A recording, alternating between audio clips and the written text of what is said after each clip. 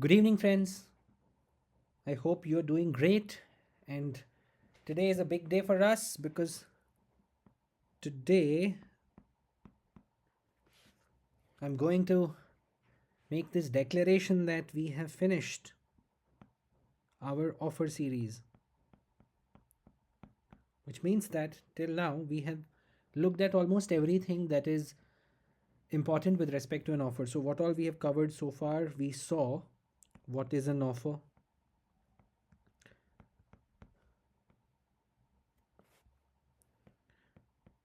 We also saw how is an offer communicated.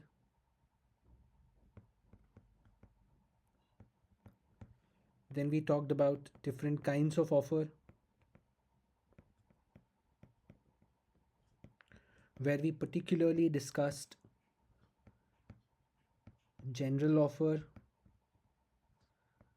specific offer,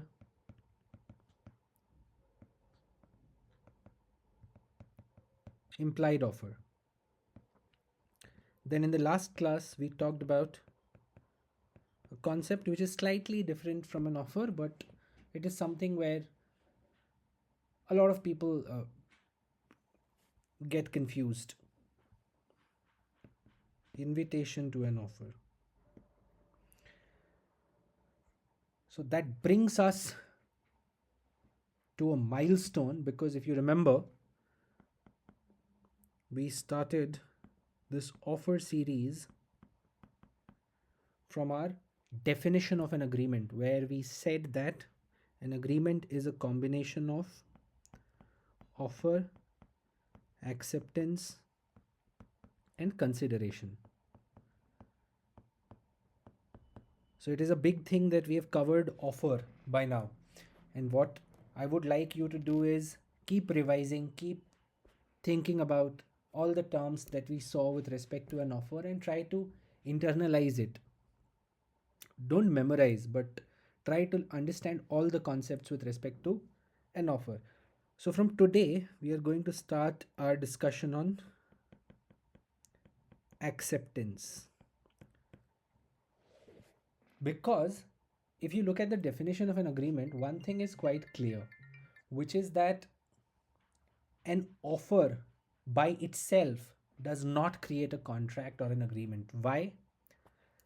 Because this definition will make it clear to you that to form an agreement, you need a combination of offer and acceptance and consideration. The word used is and not or. So, for an agreement, it is clear that you need both offer and acceptance. By now, you have clearly understood what an offer is. So, our next objective is to understand what is acceptance. Because an agreement comes into existence only when the offer is accepted properly. So, we can say that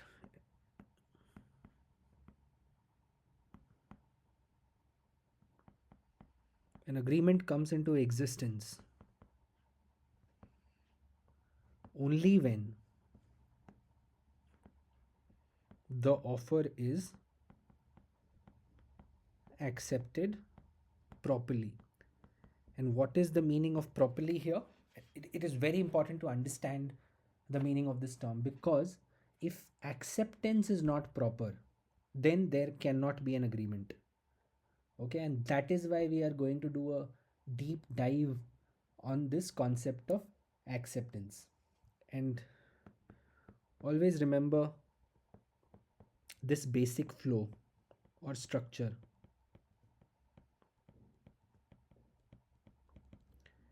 First is offer, then you have acceptance, then you have consideration. If you have all three, it means you have an agreement. After an agreement, you move to contract. So it moves in a sequential order.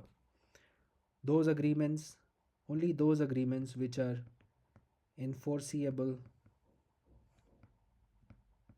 by law, only those agreements which are enforceable by law become contract. So it makes it makes it makes it quite clear to us that an acceptance is a bridge between offer and agreement. To have an agreement, you need an offer and an acceptance. And if acceptance is not proper, if acceptance is not properly given, or we can also call it if acceptance is defective,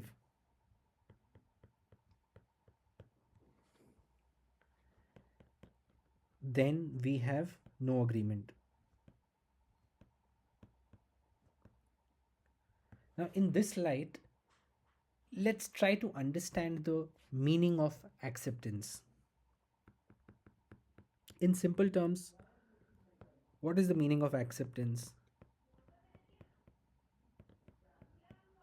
It is basically, it's as simple as agreeing to the offer slash terms of the offer. Somebody makes you an offer, there are certain terms in the offer and you agree to those terms. That is what is acceptance in very simple terms. However, the law says that not every agreement is an acceptance. When I say that, so law says that every agreement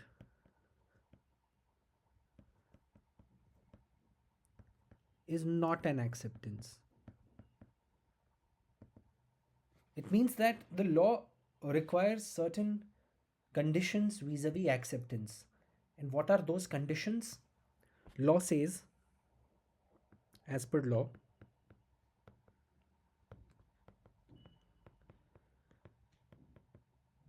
acceptance must be absolute and unqualified. You have to focus on these two terms, absolute and unqualified.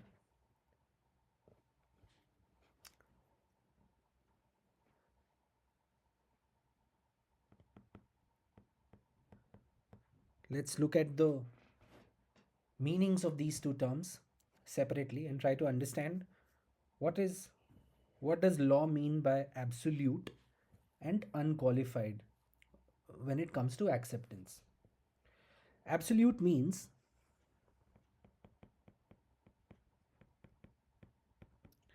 acceptance must match the offer exactly and absolutely.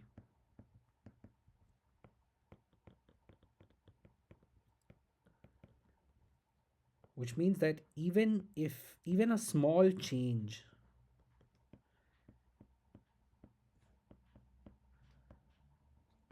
in the terms means there is no acceptance.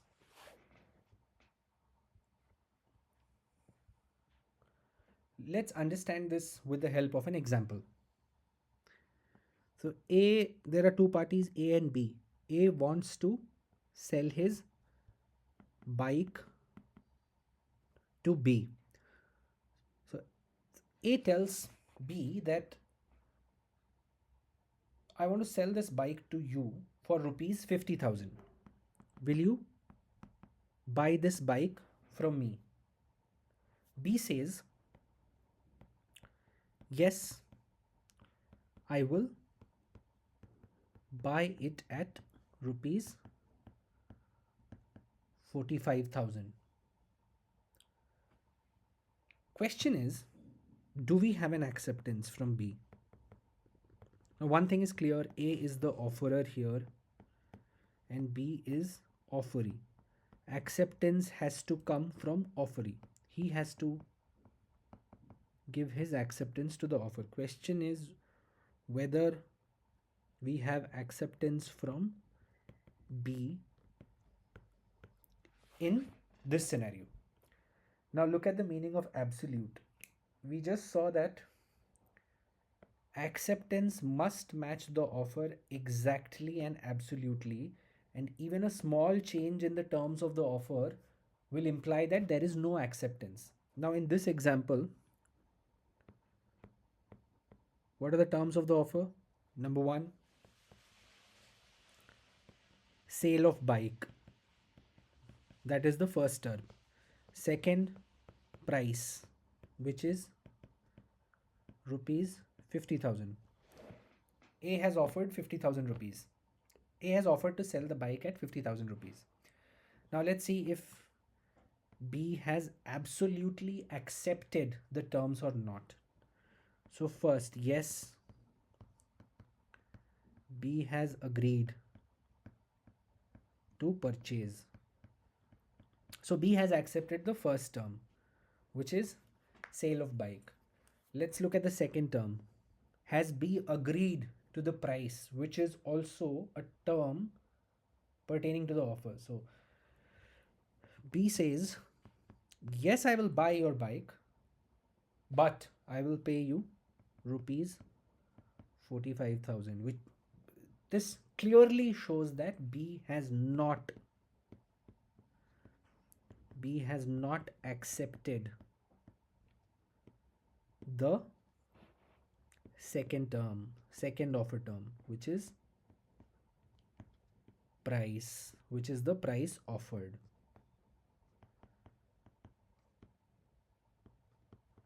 Now apply this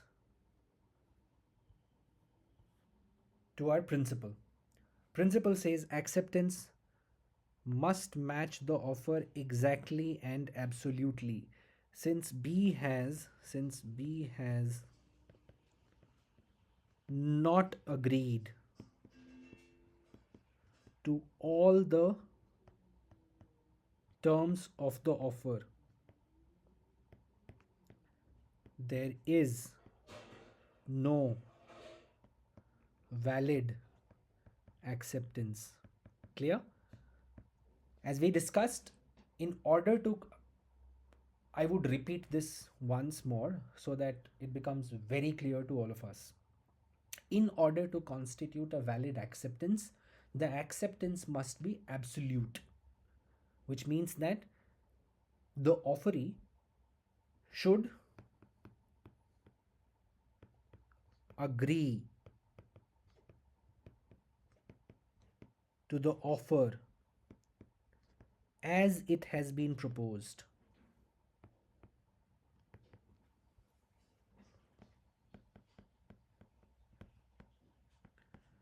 Without making any change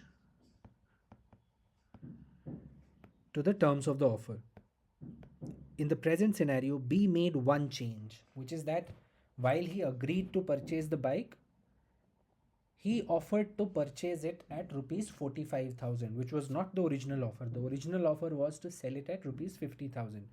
Therefore, B has not given a valid acceptance, and therefore we do not have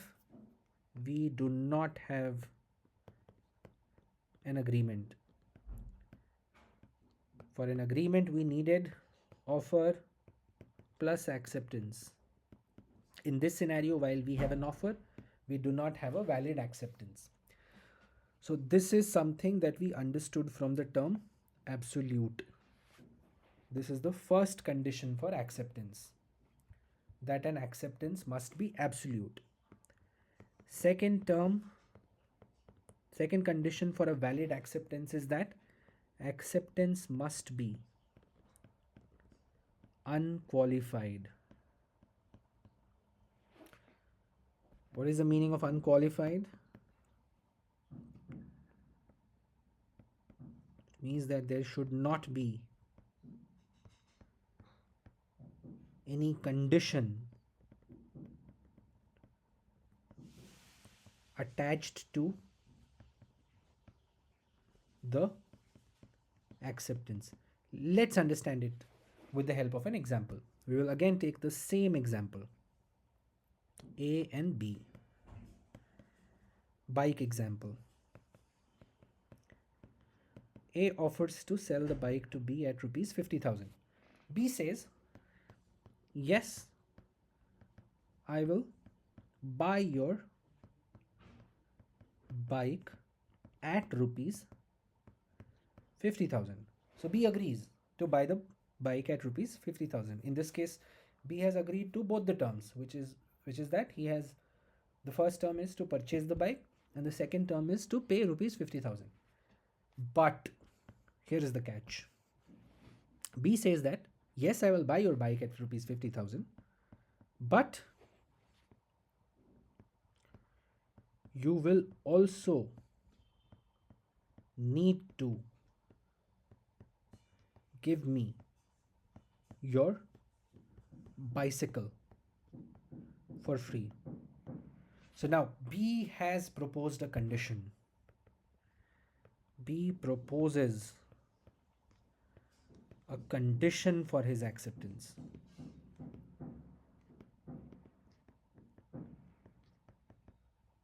He says that I will accept your offer only when you give me your bicycle also along with the bike. While I'm willing to give you 50,000 rupees for the bike, I also need your cycle. Question is this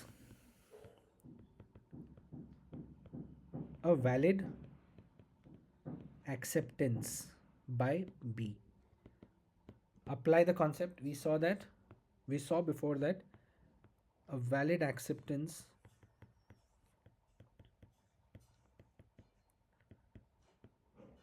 must be unqualified without any conditions. Do we see a condition here? The answer is yes. B has attached a condition. Hence,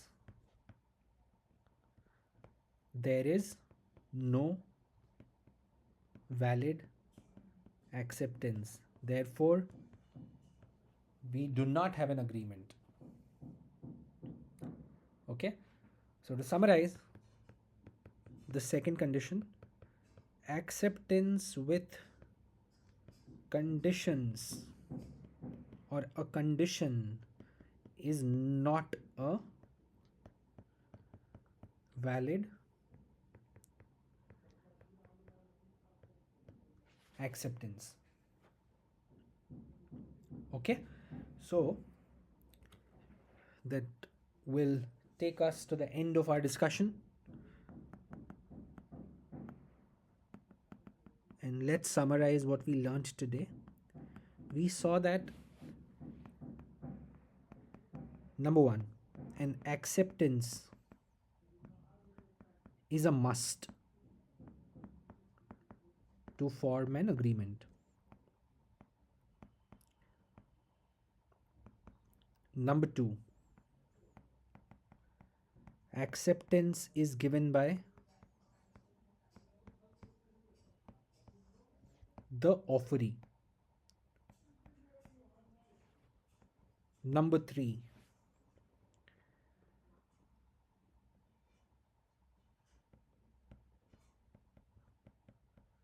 there are two conditions for a valid acceptance. First is acceptance must be absolute, which means exactly agreeing to the terms of the offer.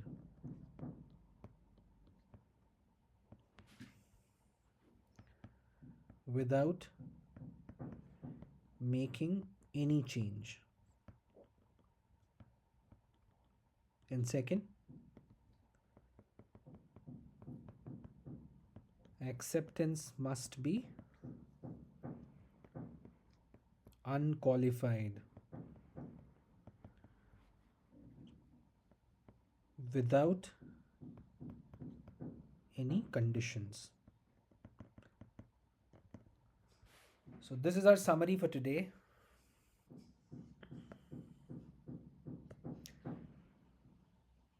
Try to think of examples that you come across in your daily life as to when is something, as to when can you say that there has been a valid acceptance, or when you don't have a valid acceptance. And for that you need to understand all these 3 4 points that we just discussed. In the next classes, in the next few classes, we will look at more intricacies related to acceptance, like we did for offer. So until then, study wisely and study well. Thank you so much.